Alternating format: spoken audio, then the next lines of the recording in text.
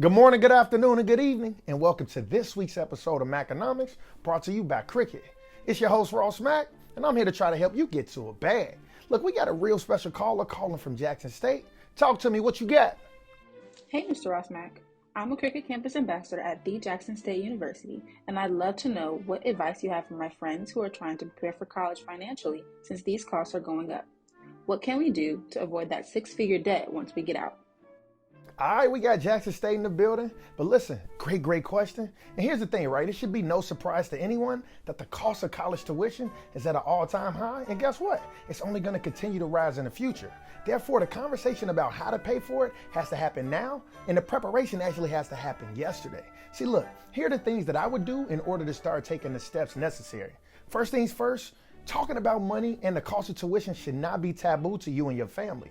Look, parents and children need to talk earlier rather than later, so both sides truly understand the expectations when it comes to college.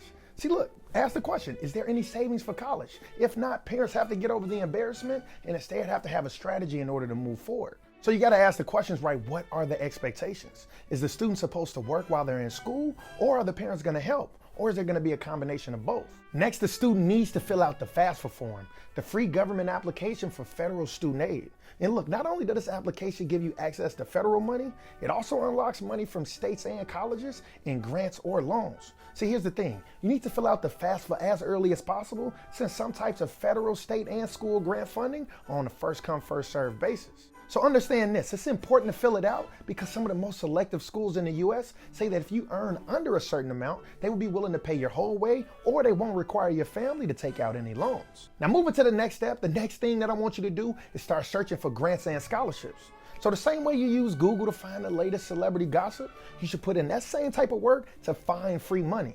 Now here's some sites that I actually want you to look into. You got the studentscholarshipsearch.com, fastweb.com, the College Board's Big Future, the U.S. Department of Labor's Career One Stop, and the section of Department of Education's studentaid.gov if you got family in the military. And then moving on, after you've exhausted all the possible grants and scholarship options, the next thing I want you to do is actually consider taking out loans. So you could go the federal route or you could go the private route. See, federal student loans generally have a lower interest rates, and this is probably the largest determining factor when selecting which type of loan is best for you.